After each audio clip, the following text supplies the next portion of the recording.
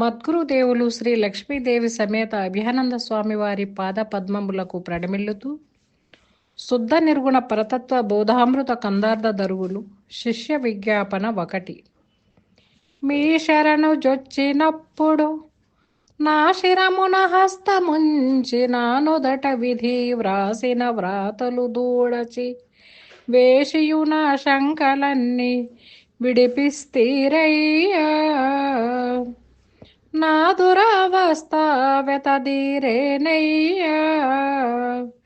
మీ సాటి వారు దిగ్దేశంబులను గలరే. మీ సాటి వారు దిగ్దేశంబులను గలరే. ఈశుడీ రూపమేసినట్టులా వచ్చి దాసులకు పరిపూర్ణ బోధను చేసిగ జన్మించకుండగా ఆశపాశములన్నీ విడుదల చేసిన భ్రమ నిలువకుండా విడిపిస్తీరయ్యా. నా దురవస్థ వెతదీరేనయ్యా. జై నిజ గురుభ్యో నమః. శ్రీ అచలర్షి దయానంద పొన్నాల రాజయోగేంద్ర ప్రభుస్వాములు వారి ప్రియ శిష్యులైన శ్రీ నిజానంద పోలూజు వీరయాచార్య విరచితంపైన శుద్ధ నిర్గుణ పరతత్వ బోధామృత కందార్థ దరువులలో నేటి నుండి 13వ ప్రకరణమైన శిష్య విజ్ఞాపన గురించి తెలుసుకోబోతున్నాం 5 కందార్థముల ద్వారా. దీనికి మునుపు శిష్యుని లక్షణం ఎలా ఉండాలి అనేటువంటి విషయాన్ని చక్కగా తెలియజేశారు. ఈ 4 శుశ్రూషలు ఏనాడు విడువకుండా చేయాలి అని, గురువును కాశీ విశ్వేశ్వరునితో సమానంగా భావన చేయాలి అని, గురువుకు షోడశోపచార పూజా విధానంలో ఏనాడు లోటు రాకూడదని, గురువుని తల్లి తండ్రిగా సాక్షాత్ దైవ స్వరూపంగా భావించాలని, ఏనాడు గురు నింద కూడదు అని, గురువుకు ఎప్పుడూ కూడా ఎదురు పలకకూడదని, గురువుతో సమానంగా కూర్చోరాదని, ఎలా అయితే పతివ్రత తన పతి సేవను చేస్తుందో అలాంటి భావనతో శిష్యుడు నిరంతరం కూడా అహంరహితుడై ఉండాలని తెలియజేశారు. తరువాత శిష్య విజ్ఞాపన. శిష్యుడు విన్నవించుకుంటూ ఉన్నారు గురుదేవునితో. శిష్యుడు గురుదరి చేరినప్పుడు విన్నపం చేసుకుంటారు. భ్రాంతి రహితం చేయి మహాప్రభు, నన్ను ఈ ఘోరాటివి అయినటువంటి ఘోర సంసారాన్ని దాటించు అంటాడు. ఇక్కడ సంపూర్ణమైనటువంటి బోధన స్థితిపరుడైనటువంటి శిష్యుడు గురువుకు తెలియజేస్తారు. తెలియచేయవలసినటువంటి బాధ్యత శిష్యునిది. అలా ప్రార్థించాలి. ఏమంటున్నారంటే ఇక్కడ శిష్యుడు, గురుదేవా మీ శరణు జొచ్చినప్పుడు నా శిరమున హస్తముంచి నా నుదుట విధి వ్రాసిన వ్రాతలు దూడచి. గురుదేవా, నేను బోధార్థినై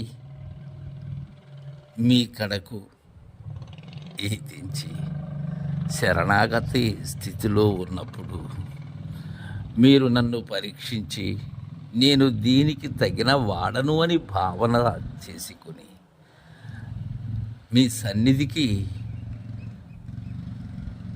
నన్ను రావించుకున్నారయ్యా. ఇంకా చెప్పాలంటే నాకు ఆ అవకాశాన్ని కల్పించారు.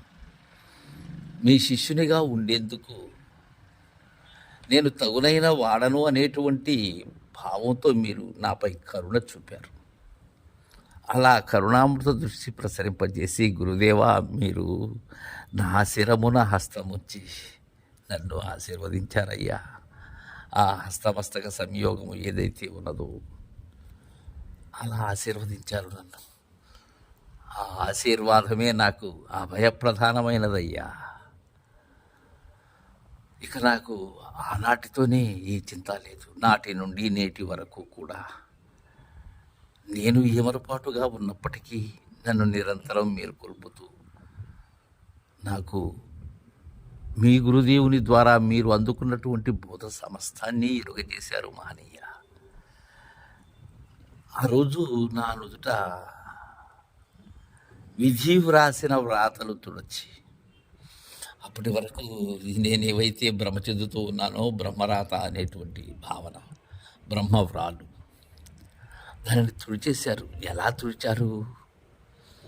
నా పాల భాగంలో విభూతితో అంతకు మునుపు ఈ కర్మ అనబడేటువంటి ఆ బంధము ఏదైతే ఉన్నదో, ఈ అగామి సంచిత ప్రారంభంబులు అనబడేటువంటి కర్మత్రయములు ఏవైతే ఉన్నావో వీటిని భస్మీపటలం కావించారు.